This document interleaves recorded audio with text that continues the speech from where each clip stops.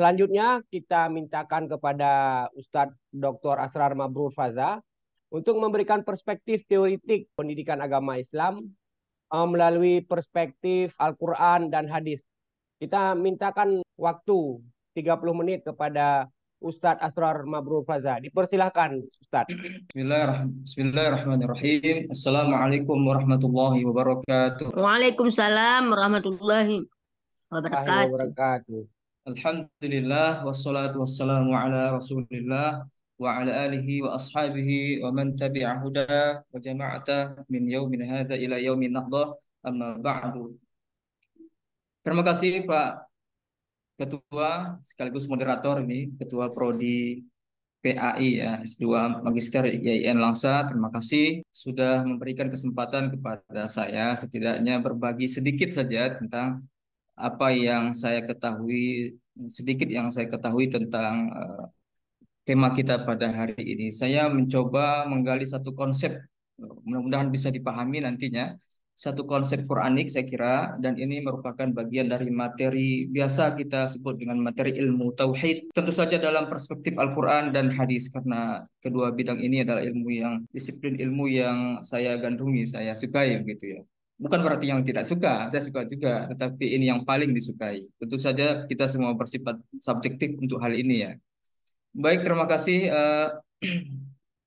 Pada kesempatan ini izinkan saya sedikit saja menyampaikan tentang bagaimana Tuhan dalam Al-Quran dan Nabi Muhammad SAW menanamkan kepada kita sebagai umat Islam satu konsep tentang Al-Hanifiyah.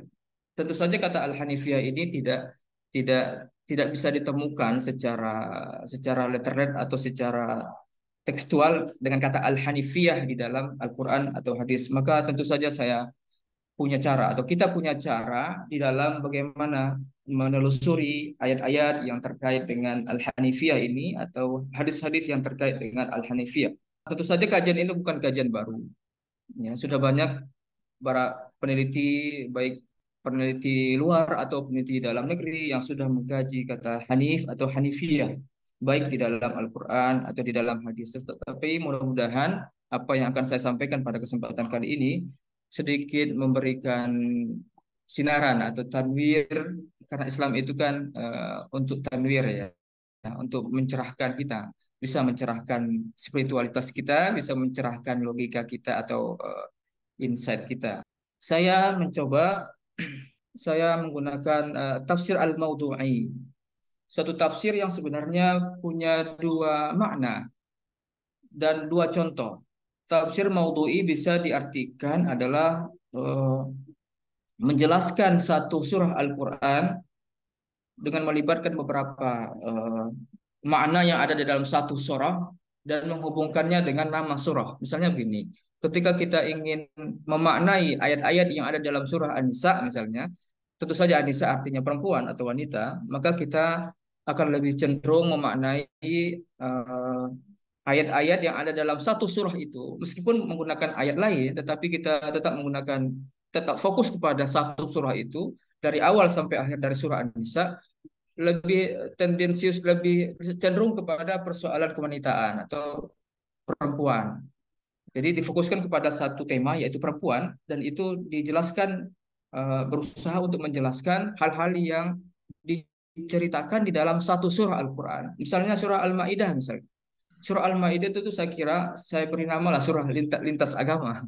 Karena surah Al-Maidah itu membicarakan tentang kisah-kisah masa dahulu yang kita bisa ambil, kita petik insight atau ilmu dari ayat itu yang mencoba untuk memperlihatkan kepada kita hubungan antara muslim dengan non muslim. Jadi saya menyebutnya itu, ada satu buku saya menyebutnya sebagai surat lintas agama Al-Maidah. Bahkan kata Al-Maidah itu kan diambil dari maidahnya atau hidangan yang dimintakan oleh satu kelompok masyarakat kepada Nabi Isa untuk menurunkan hidangan sebagai tanda apakah Isa itu atau Yesus itu sebagai orang yang punya mukjizat, maka Isa atau Yesus meminta kepada Tuhan untuk menurunkan Al-Maidah dari langit kan gitu. Jadi ketika kita membahas ayat-ayat surah Al-Maidah dari awal sampai akhir, kita fokus kepada satu persoalan, misalnya persoalan hubungan antar agama atau hubungan lintas keyakinan. Kita akan fokus di situ, tetapi kita bicarakan adalah satu surah. Itu juga termasuk kepada tafsir al-maudhu'i atau tafsir tematik. Itu model metode tafsir maudhu'i yang pertama. Metode tafsir maudhu'i yang kedua atau tipologi yang kedua adalah kita mengumpulkan ayat-ayat yang ditenggarai merupakan membicarakan satu tema tertentu. Kita mengumpulkan ayat. Jadi kita mengumpulkan ayat-ayat, kita mencari ayat-ayat yang terkait dengan tema yang akan kita kaji. Misalnya tentang persoalan tentang asal mula manusia, asal mula manusia. Kita akan mengumpulkan ayat-ayat yang terkait dengan penciptaan Adam, misalnya. Adam itu ciptakan dari tanah dan sebagainya. Jadi saya menggunakan instrumen ini untuk mencari ayat-ayat yang membicarakan, menurut saya membicarakan tentang persoalan al-hanifiyah atau kata al-hanif. Untuk hadis misalnya karena sangat problematis hadis ketimbang Al-Quran karena kalau Al-Quran kita tidak perlu telusuri ulang ya tentang apakah itu berasal dari Tuhan apa tidak berasal dari Tuhan. Tapi kalau hadis itu kita tentu saja sangat problematik, kita harus memastikan dulu ya, apakah itu bersumber dari Nabi atau bukan. Kalau bersumber dari Nabi maka kita memastikan juga kualitasnya. Di samping kita juga memastikan sumber atau literatur yang telah mengabadikan hadis itu dalam kitab-kitab hadis. Dan saya fokus di sini kepada hadis-hadis yang dikutip atau dicantumkan di dalam kitab kanonik hadis. Dalam versi Islamnya kita menyebutnya kutubus sittah atau kutubus tis'ah. Jadi hadis-hadis yang akan saya sampaikan di sini akan saya mencoba mengkritisinya dalam pengertian kita tidak mengkritisi Nabi, tapi mengkritisi apakah hadis itu memang punya kualitas atau qualified untuk kita bisa amalkan atau tidak. Itu yang saya maksudkan dengan persoalan takhrijul hadis. Dan tidak kalah lebih penting dari itu semuanya setelah saya mengumpulkan ayat-ayat Al-Quran dan hadis-hadis yang terkait dengan Al-Hanifiyah, saya mencoba belajar ya. Saya mencoba menerapkan qiraah tafkikiyah atau kita sebut sebagai metode dekonstruksi. Saya lebih kepada teori Derridanya. Jadi qiraah tafkikiyah itu adalah istikhdamul lugha fi nassin sebagai alat bantu untuk memahami sebuah pemaknaan. Tentu makna daripada teks, yang teks itu sudah lahir 14 atau 15 abad yang lalu di masa awal-awal Islam. Jadi perlu diadakan qiraat tafkikiyah. Karena dalam perspektif qiraat tafkikiyah tidak ada makna yang final, itu persoalan. Tidak ada makna yang final, semuanya akan berubah. Sering perubahan perjalanan waktu dan lingkungan juga latar belakang itu akan merubah itu semuanya. Jadi tidak ada yang makna yang final dalam qiraat tafkikiyah. Dalam di antara ciri khas yang lain qiraat tafkikiyah yang saya gunakan di sini adalah bahwa qiraah ini tentu qiraah yang syadah atau syadah dalam pengertian tidak umum ya, tidak umum. Qiraat atau cara pembacaan penafsiran yang tidak umum. Ada pemahaman-pemahaman yang sempalan gitu atau pemahaman-pemahaman yang tidak mainstream. Maka kita menggunakan saya perlu menggunakan qiraat tafkikiyah untuk memahami sempalan-sempalan pemikiran, sempalan-sempalan pemahaman atau keyakinan itu kita tarik kembali ke dalam untuk bisa kita bahas ulang, kita baca ulang lagi apakah memang qiraat atau pembacaan yang sempalan itu kita masih bisa gunakan atau tidak, atau kita buang saja. Nah, jadi qiraat tafkikiyah lebih kepada itu ya, kepada dua hal ini yang saya gunakan. Yang pertama adalah qiraah yang mencoba untuk concern kepada bahasa. Tentu saja di sini adalah bahasa yang tempo dulu, bahasa yang sangat klasik sekali. Kalamun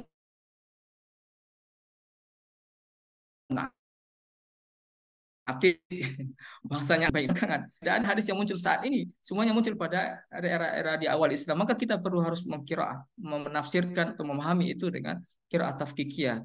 Kita menggunakan pendekatan kebahasaan. Dan qiraat tafkikiyah ini yang kedua adalah tadi pembacaan yang tidak mainstream, pembacaan yang tidak dikenal khayal banyak orang. eh, yang pada akhirnya nanti saya ingin apa namanya, yang pada akhirnya saya akan melaksanakan sebuah kegiatan yang disebut dengan i'adatul qiraah li mafhum al-hanif fil muqaddasat. Artinya begini, ketika saya mencoba membaca ulang, ya, membaca ulang di dalam tema kita pada kali ini adalah Hanifiyah fil Quran was sunnah atau fil Quran fil kitabi was sunnah, maka mudah-mudahan ini melahirkan satu konsep kehanifan yang mana kehanifan inilah yang merupakan materi ajaran kita kepada generasi berikutnya, atau materi dalam sekolah ada materi pelajaran mata pelajaran kita tentang ilmu tauhid. Jadi cita-citanya adalah konsep yang dicoba dibangun di dalam diskusi kita kali ini adalah satu konsep yang bisa disampaikan, satu konsep yang bisa dipahamkan kepada anak didik kita di dalam mempelajari ilmu tauhid. Kata-kata al-muqaddasat di sini lebih kepada saya menggunakan al-muqaddasat untuk menunjukkan teks-teks suci saya. Menurut saya Al-Quran dan hadis itu teks suci. Ya. Hanya Al-Quran dan hadis yang teks suci. Walaupun ada mungkin dari kalangan di luar ahli sunnah wal jamaah, ada kelompok syiah yang menyatakan yang suci itu ya al-imam atau imam-imam yang maksum. Tetapi karena kita mungkin apa namanya lebih lebih lebih familiar kepada persoalan ahli sunnah wal jamaah atau mazhab ahli sunnah wal jamaah, saya istilahkan al-muqaddasat di sini adalah Al-Quran dan Sunnah. Jadi bukan kepada kitab suci lain atau misalnya kitab suci non Muslim, karena biasanya orang menggunakan kata al-muqaddas itu atau al-kitabul muqaddas itu untuk apa kitab suci agama lain, misalnya Injil atau ya Perjanjian Lama atau Perjanjian Baru atau kitab suci lainnya. Tapi saya menggunakan al-muqaddasat untuk Alkitab dan Sunnah. Masalahnya di mana? Kenapa kita perlu memahami ulang? Kita perlu mentafkik atau menggunakan qiraah tafkikiyah untuk memahami persoalan kehanifan. Karena begini, ada masalah, ada masalah. Yang pertama, kita cenderung menganggap bahwa agama itu banyak. Ya, agama itu banyak. Misalnya dalam agama-agama yang diakui di negara kita kan ada 6 ya. Tapi menarik di sini ada gambarnya, ada gambar di sini menarik di sini. Kalau Anda perhatikan, ini saya kutip dari Badan Litbang dan Diklat Kementerian Agama dan liputan6.com. Kalau Anda perhatikan dengan secara perlahan, ada di sini gambar, ya ada gambar yang agamanya tidak diakui di Indonesia. Agamanya tidak diakui di Indonesia. Kalau Anda perhatikan, misalnya untuk gambar yang paling penting adalah begini ya, kata din atau agama pasti akan banyak kalau kita di Indonesia ada 6 agama. Apakah sebenarnya kata adin itu dimaknai seperti itu? Apakah apa namanya? Apakah misalnya non Muslim itu dianggap sebagai agama? Kan gitu. Menurut Al-Quran atau menurut Al-Hadis. Kata Muslim itu nanti banyak yang memahami Muslim itu hanya umat Nabi Muhammad SAW saja, tidak kepada umat yang lain. Artinya Muslim itu tidak menjadi nama bagi seseorang yang menganut agama di luar Islam, yang Islamnya itu adalah mengikut kepada Nabi Muhammad SAW dan menggunakan kitab suci Al-Quran. Ini problem menurut saya, ini problem. Tapi problem itu kan kita coba untuk selesaikan pada kesempatan ini. Mudah-mudahan ada waktu bagi saya untuk menjelaskannya sebelum ada sesi tanya jawab. Kemudian juga ada kata musyrik. Kata musyrik ini saat ini juga terjadi pengembangan pemaknaan, perluasan makna. Musyrik itu sekarang diartikan adalah agama yang non-Muslim. Apakah sedemikian sederhana itu Al-Quran menyebutkan kata musyrik itu untuk hanya agama yang non-Muslim saja? Apakah ada non-Muslim yang tidak musyrik gitu atau muwahhid? Dan kata-kata Yahudi dan Nasrani ini juga menjadi satu pembahasan sendiri. Jadi masalahnya adalah terjadinya kesalahan pemaknaan terhadap istilah-istilah yang merupakan keyword atau kata kunci yang juga telah dijelaskan oleh Al-Quran jauh-jauh hari dan juga telah dijelaskan atau disampaikan oleh Nabi jauh-jauh hari. Tetapi pada saat ini kata-kata kunci itu ternyata dipelintir, kata-kata kunci itu ternyata dikembangkan kepada makna yang sebenarnya jauh dari apa yang ingin disampaikan Al-Quran atau ingin disampaikan Nabi melalui hadisnya. Kata Hanif itu 3 huruf, al-ha, nun, dan fa. Makna dasarnya adalah lurus. Tapi ada makna dasar yang lain, al-mailu atau al-mayalu, artinya cenderung atau condong atau cenderung kepada sesuatu. Ini kan 2 kata yang kontradiksi. Ada 2 makna yang kontradiksi yang menjadi arti dasar daripada kata al-hanif. Hanafa. Hanif itu asal katanya adalah berasal dari huruf ha, nun, dan fa. Itu yang disampaikan oleh Ibnu Faris di dalam Mu'jam Maqayis dan juga disampaikan oleh Al-Harawi di dalam Tahdhibul Lughah. Jadi kalau ada pertanyaan apa kata yang punya makna kontradiksi sekaligus, itu adalah makna kata Hanafa. Kalau mustaqim kan lurus ya, lurus. Jelas dia, tidak kiri, tidak kanan, ya kan begitu ya. Mustaqim, lurus, tidak cenderung kepada yang kanan, tidak cenderung kepada yang kiri. Tapi kata al-mayalu atau al-mailu itu pasti cenderung, condong, bisa ke kanan, bisa ke kiri. Tetapi tenang saja Bapak Ibu, kata ini dimaknai oleh para ahli lughah atau ahli bahasa itu condong kepada kebaikan. Jadi tetap kembali kepada yang baik-baik. Kalau mustaqim kan baik, artinya positif. Maknanya pasti positif, bukan negatif, mustaqim. Maka diartikan al-mailu cenderung kepada ilal khair, kepada yang baik-baik saja. Itu makna kepada. Bagaimana kita menyelesaikan persoalan ini? Satu kata punya makna yang berbeda, lurus dan condong kepada sesuatu. Kalau kita lihat kata hanif atau hanafa dalam pemaknaan orang-orang jahiliyah itu, mereka juga menyebut diri mereka sebagai orang yang hanif. Alasannya kenapa? Dari sekian banyak ajaran-ajaran Ibrahim yang sampai kepada mereka, hanya 2 saja yang mereka lakukan. Yang pertama adalah mereka pasti beribadatnya orang musyrik, orang-orang tradisi jahiliyah ini, orang-orang yang hidup di masa jahiliyah. Mereka pasti mereka pasti mengarahkan ibadahnya kepada Ka'bah. Atau kita sebut sekarang dengan manasik ya, manasik. Kemudian mereka juga tidak meninggalkan khitan. Jadi orang jahiliyah yang berkhitan ya dan melaksanakan ibadat atau ibadah mengarah kepada Ka'bah, itu mereka kita sebut sebagai orang-orang yang hanif. Ini bahasa hanif ini dimaknai oleh orang-orang yang hidup di masa jahiliyah. Ini juga yang tercover, ini juga yang sudah tertulis di dalam beberapa kamus, misalnya Tajul Arus karya Az-Zubaidi, ada Lisanul Arab Ibnu Mandur, dan Tahdhibul Lughah Al-Harawi. Itu ya. Jadi ada dari ajaran Ibrahim yang banyak, cuma 2 yang mereka taati. Yaitu pertama adalah berkhitan dan menghadap kepada kiblat atau menghadap kepada Ka'bah. Tetapi ada pemaknaan juga yang lain dalam tradisi jahiliyah. Dalam tradisi jahiliyah, hanif itu juga orang yang ruku. Ruku apa? Makna ruku di sini adalah orang yang tidak menyembah berhala. Orang musyrikin Quraisy dulunya itu tidak mengenal kata ruku, tapi mengenal kata sujud. Ya, jadi dalam gerakan ibadah mereka itu ruku tidak dikenal. Yang dikenal hanya sujud. Karena ruku itu lebih diartikan kepada orang yang tidak menyembah kepada berhala. Jadi hanif dalam tradisi jahiliyah diartikan orang-orang yang tidak menyembah berhala.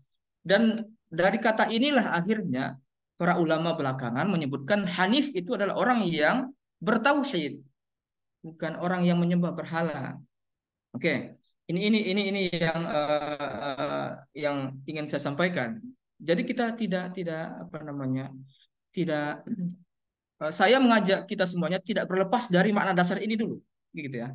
Sebagai upaya yang tafkiki ya, atau yang dekonstruktif, saya mengajak kita semuanya jangan pernah melupakan makna dasar ini ketika kita membaca teks-teks agama, baik Al-Quran dan hadis yang menggunakan kata Al-Hanif atau Hanifiyah. Saya mengumpulkan ada beberapa ayat nih. Setidaknya ada beberapa. Al-An'am, Al-Hajj, Yunus, An-Nahl, Rum, Surah Ali Imran, ada Al-Bayyinah, An-Nisa, kemudian ada juga Al-An'am, Al-Baqarah. Ayat ini saya coba menyusunnya berdasarkan tartibun nuzul. Karena ini menggunakan tafsir maudhu'i ya. Saya menyusun ayat ini dari kanan tentunya, bukan dari kiri. Sudah saya susun ini berdasarkan tartibun nuzul. Surah Al-An'am, Al-Hajj, Yunus, An-Nahl, kemudian Rum, itu adalah surat-surat yang diturunkan pada fase Makkiyah atau ayat-ayat Makkiyah. Pada fase Madaniyah itu akan kita temukan ayat-ayat atau surah seperti Ali Imran, Al-Bayyinah, An-Nisa, Al-An'am, dan Al-Baqarah. Ya, menariknya di sini. Karena kan di kalangan ulama ulumul Quran, mereka akan membedakan apa sih perbedaan ayat-ayat di fase Makkiyah dan Madaniyah. Kalau fase Makkiyah kan ayatnya cenderung kepada ayatnya singkat-singkat dan lebih menjurus kepada ayat-ayat membicarakan teologis ketimbang yang bersifat syariat. Kalau Madaniyah itu lebih cenderung kepada ayat-ayat membicarakan tentang teknikal sebuah ajaran agama, muamalah, syariat, gitu, hubungan antara agama, hubungan muamalah dengan sesama Muslim, kan begitu, dengan persoalan politik. Jadi lebih kepada teknisnya. Kalau ayat-ayat Makkiyah lebih kepada prinsipnya. Nah, yang menariknya di sini adalah setelah kita melihat susunan yang seperti ini, tampaknya Tuhan ingin mengkonsistenkan makna kata Hanif itu baik di fase Makkiyah dan Madaniyah. Jadi tidak ada perubahan yang signifikan antara pemaknaan kata Hanif pada ayat atau surah Makkiyah dengan Hanif yang ada pada surah-surah Madaniyah. Tidak ada perubahan yang signifikan, tidak ada perubahan makna, bahkan pengembangan makna yang signifikan. Jadi kita akan mudah mengatakan bahwa kata Hanif dipahami di fase Madaniyah ini tidak jauh berbeda atau sama atau similar dengan pemahaman makna kata Hanif di era Makkiyah.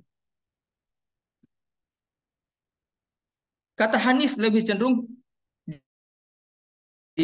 diidentikan dengan persoalan tauhid, ya tauhid. Di dalam Al-Quran tidak ada istilah tauhid, tidak ada istilah tauhid. Tetapi dalam Al-Quran ada disebutkan sebagai Hanif tadi ya, Hanif. Kalau kita perhatikan ayat-ayat ini, terkadang dinisbatkan kepada Nabi Ibrahim. Pada surah Ali Imran misalnya, fattabi'u millata Ibrahim hanifa wa ma kana minal musyrikin. Dan yang lebih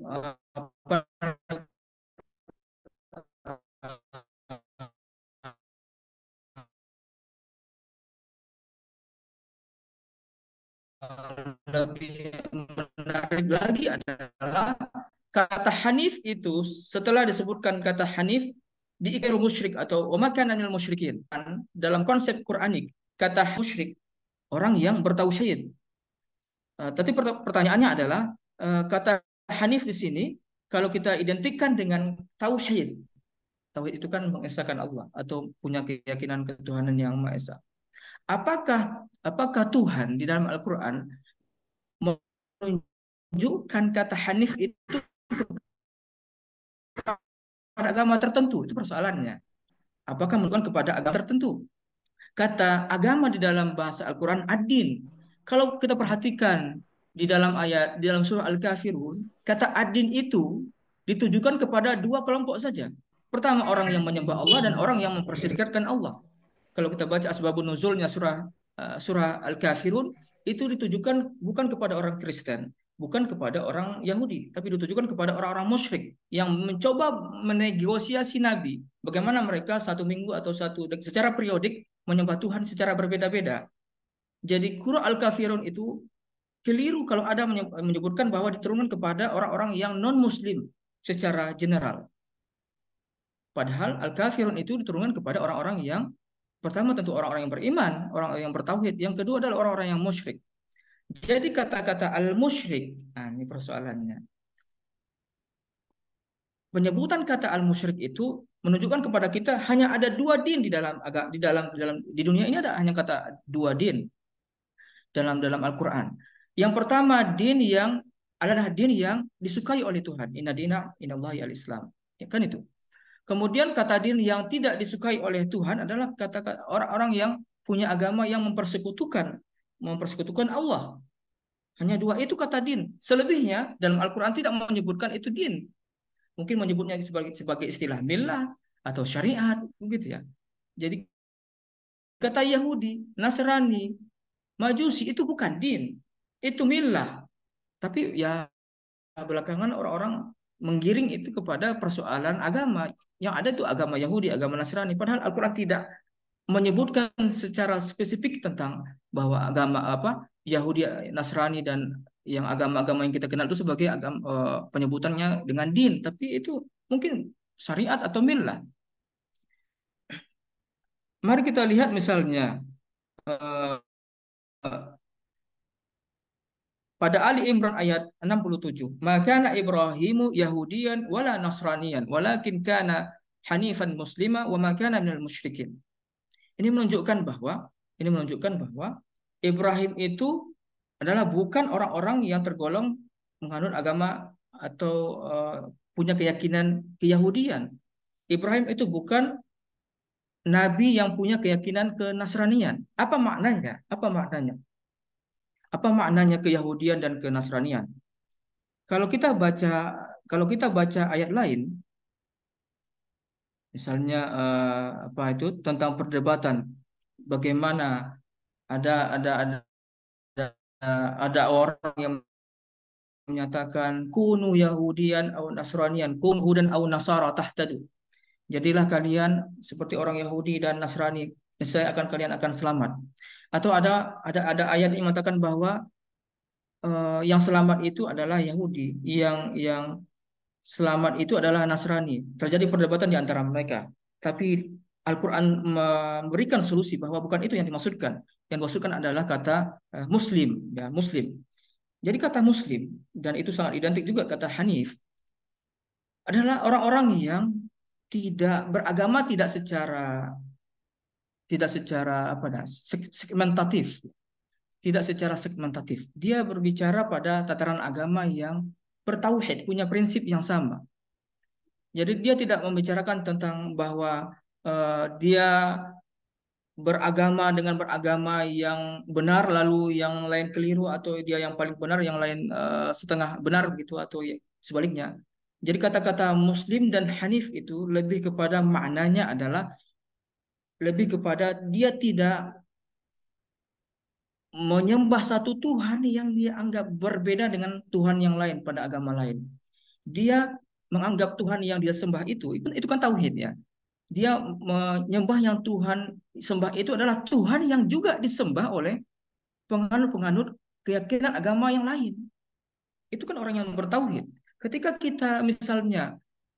kita meyakini bahwa Tuhan yang kita sembah itu adalah bukan Tuhan yang disembah orang lain, itu adalah istilah lain daripada musyrik. Jadi kita punya keyakinan bahwa Tuhan yang kita sembah itu adalah Tuhan yang juga disembah oleh orang lain.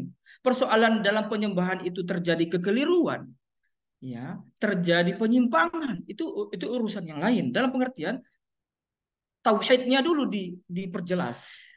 Prinsip keagamaan itu dulu yang diperjelas. Prinsip keagamaannya yang mana? Tuhannya yang mana? Apakah Tuhan kita berbeda dengan Tuhan yang lain? Ya, tentu tidak. Karena itu, kalau kita menganggap Tuhan kita berbeda dengan Tuhan lain, itu kan musyrik namanya. Dan musyrik itu lawan daripada kata Hanif. Dan Hanif itu adalah mentauhidkan Allah. Mentauhidkan Allah dalam segala hal. Ini yang makna yang kita coba gali ya. Ini makna yang kita coba gali dari ayat-ayat Al-Quran, nanti hadis yang terkait dengan kata Hanif. Jadi konsep keyakinan yang ditanamkan di dalam Al-Quran adalah konsep keyakinan yang punya prinsip bahwa Tuhan kita adalah Tuhan yang juga disembah oleh, maksudnya Tuhan yang disembah oleh Muslim yang dalam pengertian yang sempit. Pengertian yang sempit adalah orang Muslim yang mengikut kepada Nabi Muhammad adalah Tuhan yang juga disembah oleh menganut agama atau kepercayaan yang lain. Dalam hadis Nabi, misalnya di dalam Sahih Al-Bukhari ada kalimat wa qaulun Nabi sallallahu alaihi wasallam ahabbu din ilallahi al-hanifiyah samha. Hadis ini dekat dari Ibnu Abbas. Tetapi Imam Al-Bukhari tidak tetapi Imam Al-Bukhari tidak apa namanya ya? Tidak menyebutkan para periwayat hadis ini. Jadi tidak disebutkan siapa gurunya Imam Bukhari sehingga sampai kepada Ibnu Abbas. Beliau hanya menyatakan hadis ini diriwayatkan oleh Ibnu Abbas. Dari tinjauan sanad hadis ini terputus sanadnya. Karena tidak mungkin Imam Bukhari bertemu dengan sahabat Nabi. Dalam istilah teknisnya disebut sebagai hadis mu'allaq, hadis yang tergantung. Dan biasanya hadis mu'allaq itu hadisnya dhaif. Tetapi apakah benar hadis ini dhaif?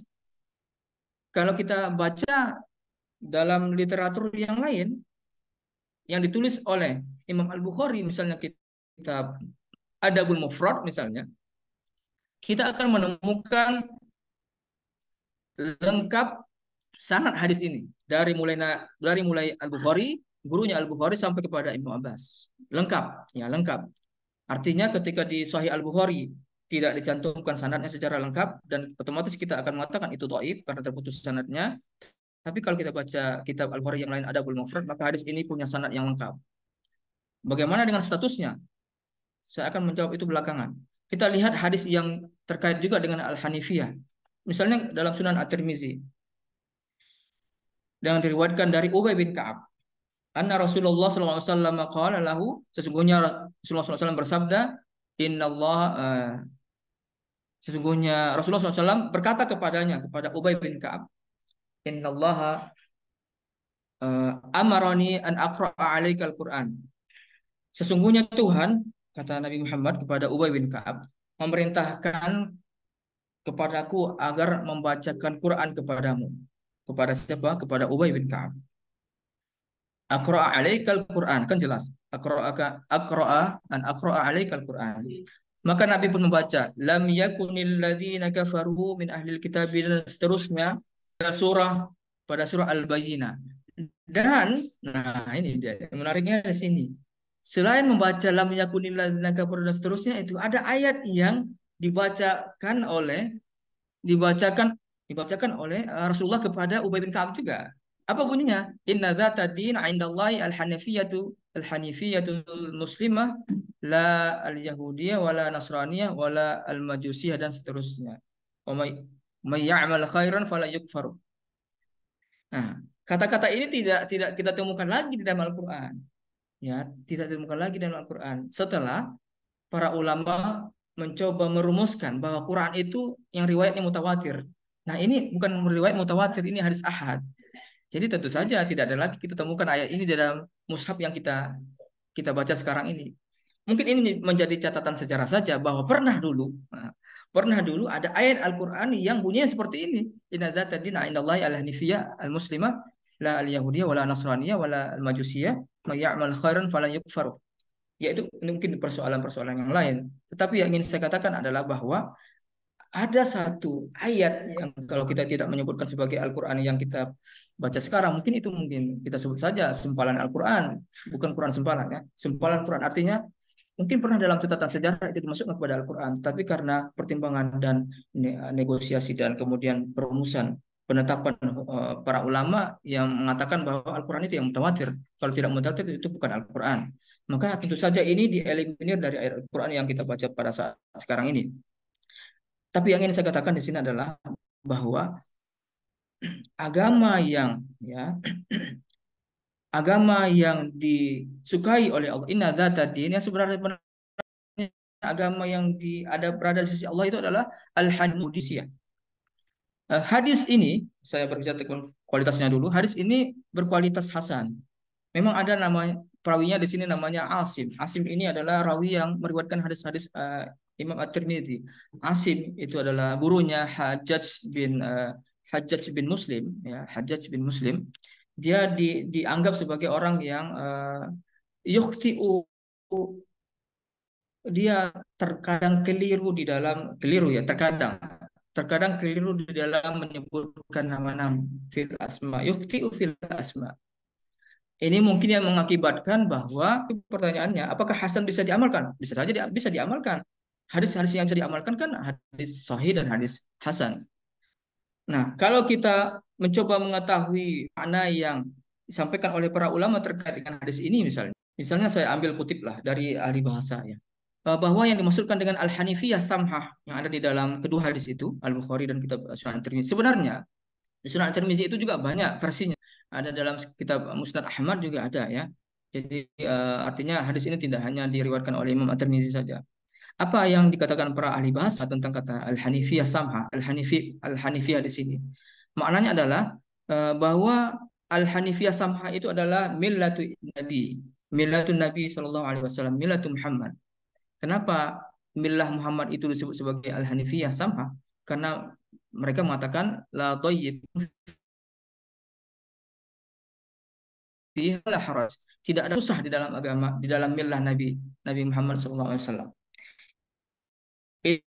Itu dikatakan bahwa millah Nabi Hanifiyah samha adalah menunjukkan kepada millah Nabi Muhammad SAW. Agama atau syariatnya Nabi Muhammad. Jadi saya lebih cenderung kepada menerjemahkan millah itu kepada syariat daripada agama. Jadi bagi saya Yahudi, Nasrani, Majusi, Sabiin itu millah, itu bukan agama. Karena agama cuma ada dua. Agama yang bertauhid dan agama yang tidak bertauhid. Itu lain dia mengartikan Al-Hanifiyah samha itu ya millahnya Nabi Muhammad karena tidak ada tidak ada unsur-unsur yang menyusahkan di dalam itu. Karena kan dalam usul fikih ada azimah dan rukhsah ya, ada azimah dan misalnya di dalam pemahaman yang lain misalnya ada yang mengartikan, tapi persoalannya Islam di sini maksudnya adalah Islam yang dianut oleh orang-orang yang beriman kepada Nabi Muhammad saja atau umat yang beriman kepada para nabi, mulai Nabi Adam sampai Muhammad. Kata-kata al-Islam itu pertanyaan besarnya tentu saja. Kata-kata al-Hanifiyah itu adalah millatul Islam. Kemudian di dalam hadis ahabbul adyan ilallah, kata al-Islam baik itu di dalam hadis kata din itu bisa bermakna sangat generik, sangat awal atau sangat umum. Makna generik Islam adalah semua orang, semua penganut agama, semua penganut kepercayaan yang bertuhankan kepada Allah Subhanahu wa taala, bertauhid kepada Allah Subhanahu wa taala seperti misi dan visinya para nabi dahulu, ani'budullaha wajtanibut taghut. Sembahlah Allah dan jauhilah setan. Maksudnya jangan mempersekerkan dengan Tuhan. Jadi agama-agama yang pernah hadir atau kepercayaan-kepercayaan yang pernah hadir dari sejak Nabi Adam sampai Nabi Muhammad SAW, kalau bertauhid itu adalah agama yang disukai oleh Tuhan. Kalau dia bertauhid itu agama yang disukai oleh Tuhan. Apapun namanya, dipahami berbeda oleh orang-orang yang punya kepercayaan Islam dalam pengertian mengikut Nabi Muhammad dengan Islam dengan non Muslim atau Yahudi, prinsipnya tauhid Tuhan berbeda. Mungkin tentang asma wa sifatnya, tentang bagaimana cara menyembahnya, atau ada dalam formula 3 in 1 atau trinitas. Itu kan rinciannya saja. Tapi prinsipnya sama, yaitu bertauhid kepada Allah Subhanahu wa taala. Maka orang yang cenderung kepada pemikiran yang pemahamannya seperti ini, maka saya menyebutnya sebagai orang yang hanif. Dan hanif seperti inilah yang maknanya dengan Al-Quran sebagai orang yang tidak membutuhkan Allah, orang yang bukan musyrik. Dan bertauhid itu agama, mempersekutukan Allah itu adalah agama yang lain. Bisa dipahami konsep yang tentang ini anak didik kita, bagaimana Tuhan sebenarnya inginnya makna ya dalam tanda petik ya, inginnya Tuhan itu seperti hanif ini maknanya seperti ini gitu melalui penggunaan bahasa, dan bagaimana sebenarnya Rasulullah SAW dalam hadis-hadisnya itu ingin memaknai kata hanif itu adalah agama yang bertauhid, ya, agama yang tidak mempersekutukan Tuhan. Wallahu a'lam bishawab. Sekira itu saja, terima kasih. Sementara saya kembalikan kepada Pak Miswari. Assalamualaikum warahmatullahi wabarakatuh. Waalaikumsalam warahmatullahi wabarakatuh.